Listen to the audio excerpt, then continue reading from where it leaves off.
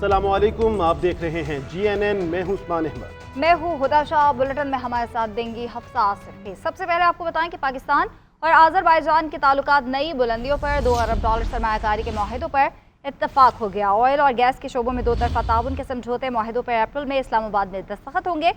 वज़ीर आज़म शहबाज शरीफ की सदर इल्हाम अलियौफ से मुलाकात हुई। मुश्तरका प्रेस कॉन्फ्रेंस में शहबाज शरीफ ने कहा कि तय पाने वाले माहिदों को एक माह में हतमी शक्ल देने पर इत्तफाक हुआ है। ग्वादर पोर्ट पर तिजारत से पूरे खिते में मुस्बत असरात मरतब होंगे। हम अमन इस्तेहकाम और खुशहाली न सिर्फ खिते बल्कि पूरी दुनिया में देखना चाहते हैं।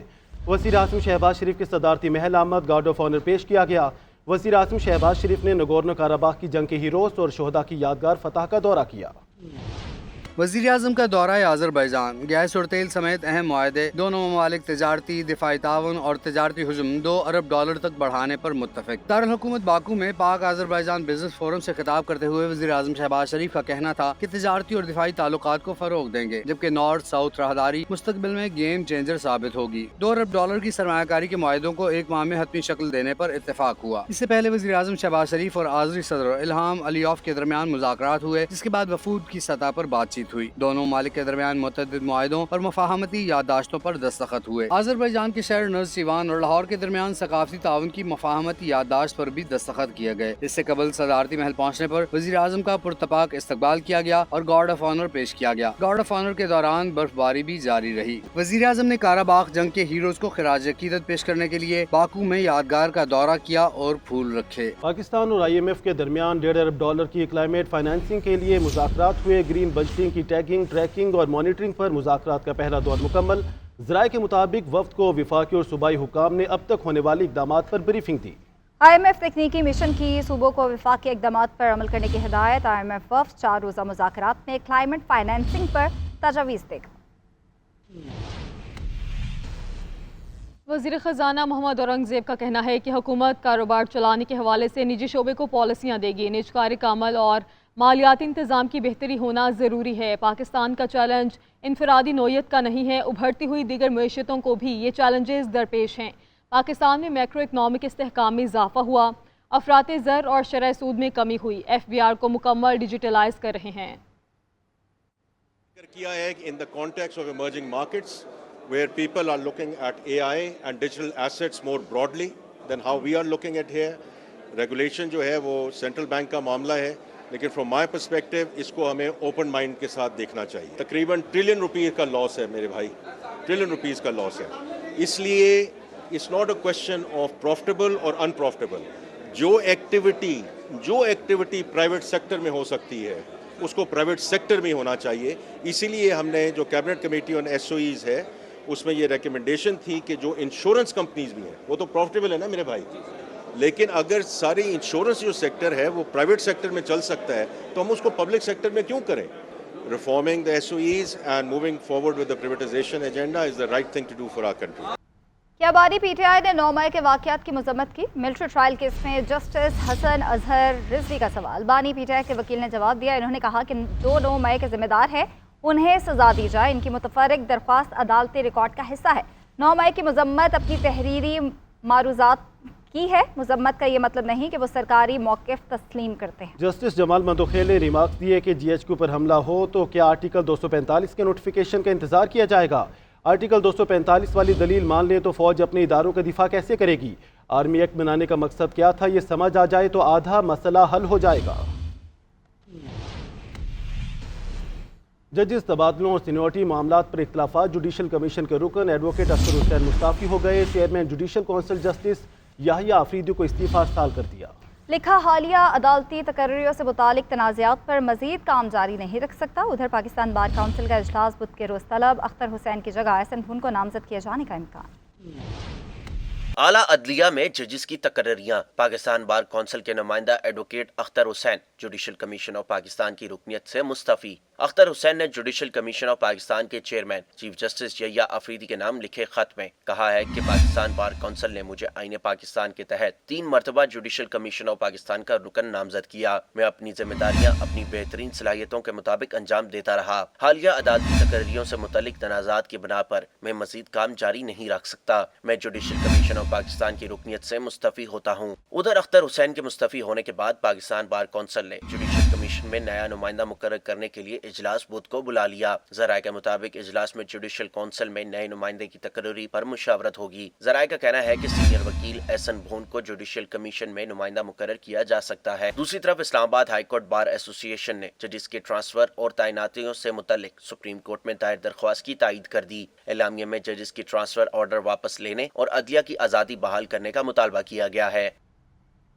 تاریخی، روایتی اور ثقافتی ہارس اینڈ کیٹل شو 16 روزہ رونگ کے بکھیر کر اختتام پذیر ہو گیا. اختتامی تقریب میں میزبان وزیر اعلیٰ پنجاب مریم نواز اور army chief general Asim Munir نے بطور مہمان خصوصی شرکت کی. فصیح اللہ کی رپورٹ دیکھیں.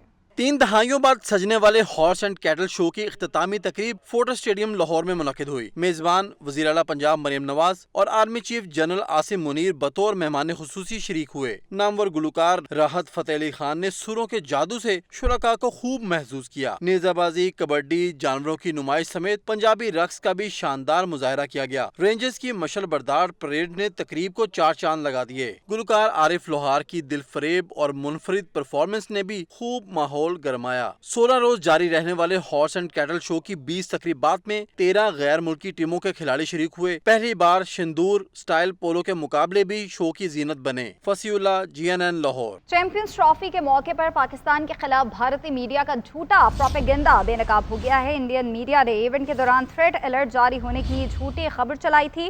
یہ خبر بھی دی گئی کہ نیوزی لینڈ کے کھلاڑی راچن روندرا کا موبائل فون چوری ہو گیا ہے. نیوزی لینڈ کرکٹ بورڈ نے اس خبر کی 2 ٹوک تردید کرتے ہوئے کہا کہ کیوی پلیئر کے ساتھ ایسا کوئی واقعہ پیش نہیں آیا ہے. ادھر پاکستان کے اداروں کی طرف سے بھی کسی قسم کے تھریٹ الرٹ کی تردید کی گئی ہے. بھارتی میڈیا بار بار یہ دعویٰ کر رہا ہے کہ لوگ اسٹیڈیم میں میچ دیکھنے نہیں آ رہے. تاہم حقیقت یہ ہے کہ ایونٹ کی افتتاحی تقریب ہو یا لاہور میں نیوزی لینڈ اور آسٹریلیا کا میچ، تماشائیوں کی بڑی تعداد اسٹیڈیم میں آ کر ایونٹ سے لطف اندوز ہو رہی ہے. چیمپئنز ٹرافی کے موقع پر پاکستان کے خلاف بھارتی میڈیا کا جھوٹا پروپیگنڈا بے نقاب ہو گیا. اہم خبر شامل کریں گے چیمپئنز ٹرافی کے حوالے سے. نیوزی لینڈ نے بنگلہ دیش کو 5 وکٹوں سے شکست دے دی ہے. اس طرح پاکستان ٹیم کا چیمپئنز ٹرافی کے سیمی فائنل کی دوڑ سے باہر ہو چکی ہے. اہم خبر آپ کو اپڈیٹ کر رہے ہیں. نیوزی لینڈ نے بنگلہ دیش کو شکست دے دی ہے اور اس طرح پاکستانی ٹیم کا چیمپئنز ٹرافی کا سفر جو ہے وہ تمام ہو گیا ہے اور سیمی فائنل کی دوڑ سے وہ باہر ہو چکی ہے. بنگلہ دیش نے پہلے کھیلتے ہوئے 237 رنز کا ہدف دیا تھا نیوزی لینڈ کو، جو کہ نیوزی لینڈ نے 5 وکٹوں پر حاصل کر لیا ہے اور پاکستان جو ہے اب وہ چیمپئنز ٹرافی میں سیمی فائنل کی دوڑ سے باہر ہو چکا ہے. راولپنڈی اسٹیڈیم میں چیمپئنز ٹرافی کا بڑا ٹاکرا کیویز کے نام رہا. شاہینوں کے ایونٹ سے باہر جانے کا پروانہ جاری. نیوزی لینڈ نے بنگلہ دیش کا 237 رنز کا ہدف 5 وکٹوں کے نقصان پر مکمل کر لیا ہے. کیویز کی طرف سے رچن روندرا نے شاندار سینچری سکور کی. 105 گیندوں پر 113 رنز بنا کر نمایاں رہے. راولپنڈی اسٹیڈیم میں چیمپئنز ٹرافی کا بڑا ٹاکرا کیویز کے نام رہا. شاہینوں کے ایونٹ سے باہر جانے کا پروانہ جاری. نیوزی لینڈ نے بنگلہ دیش کا 237 رنز کا ہدف 5 وکٹوں کے نقصان پر مکمل کر لیا. کیویز کی طرف سے رچن روندرا نے شاندار سینچری سکور کی. 105 گیندوں پر 113 رنز بنا کر نمایاں رہے. راولپنڈی کرکٹ اسٹیڈیم میں کھیلے جا رہے میچ میں نیوزی لینڈ نے پہلے ٹاس جیت کر فیلڈنگ کا فیصلہ کیا تھا. ایپیکس کمیٹی میں فیصلہ ہو چکا ہے. اپریل میں NFC بلائیں ورنہ مئی میں سرپرائز دیں گے. نیٹ ہائیڈل کے 2 ارب روپے معاف نہیں کریں گے. وزیر اعلیٰ علی امین گنڈاپور کا معاملے پر سپریم کورٹ جانے کا بھی اعلان. تقریب سے خطاب میں کہا آئین توڑنے والوں کو آج تک سزا نہیں ملی. اس طرح ملک نہیں چل سکتا.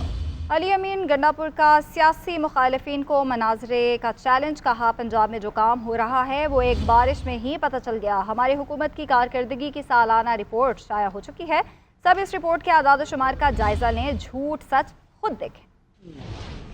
آپ کو دیکھ لیا آپ نے جو ہو رہا تھا. ایک بار یہ بتائیے گا کہ ہمارا جو ہے ایکچولی میں آپ کو چھوٹا سا جواب دے دیتا ہوں سب کے لیے. ہماری اینول بک جو ہے परफॉर्मेंस की वो प्रिंट हो चुकी है, आप सबको 2-3 दिन में वो डिलीवर हो जाएगी। उसके बाद उस परफॉर्मेंस को आप एक तो एवेल्युएट करें फिगर्स को, कि कोई झूठ ना बोले, सच की बुनियाद पे, वो ये आपकी जिम्मेदारी है, कौम के सामने लाएं और बाकियों की भी आप परफॉर्मेंस देख लें। उसके बाद फिर एक डिबेट करेंगे, मैं मुनाज़रे के लिए भी तैयार हूँ। इंशाल्लाह हमारे 1% भी ये नहीं होगी। सारी बात है, हमें जो हुक्म आएगा खान साहब की तरफ से, पार्टी की तरफ से जो पॉलिसी होगी, हम पाबंद हैं उसकी। पाकिस्तान तहरीक इंसाफ का रमजान के बाद एक बार फिर सड़कों पे आने का इंदिया। अपोजिशन लीडर उमर अयूब कहते हैं बानी पीटीआई ने ही चीफ जस्टिस से मुलाकात का कहा था। उन्हें बताया कि बानी और बुशरा बीबी के हकूक सल्ब किए गए। हुकूमत मुखालिफ इत्तेहाद बनाने में पेशरफ्त हो रही है। जब भी बानी पीटीआई कॉल देंगे एहतजाज होगा। वाहिद वज़ीर आज़म है जिनका ट्रायल जेल में हो रहा है, बाकी वज़राए आज़म का ओपन कोर्ट्स में होता रहा है। उन्होंने एक्नॉलेज किया। उसके बाद फिर हमने बताया कि पीटीआई के हमारे जो कारकुनान हैं उनके साथ जो पुलिस गर्दी हो रही है, जो कि एक स्टेट टेररिज्म अनलीश किया गया है पंजाब में और आपके इस्लामाबाद में और सिंध में और बलूचिस्तान में पीटीआई के रहनुमाओं के ऊपर, एक्टिविस्ट और वर्कर्स के ऊपर, और इस तरह मुल्क नहीं चल सकता।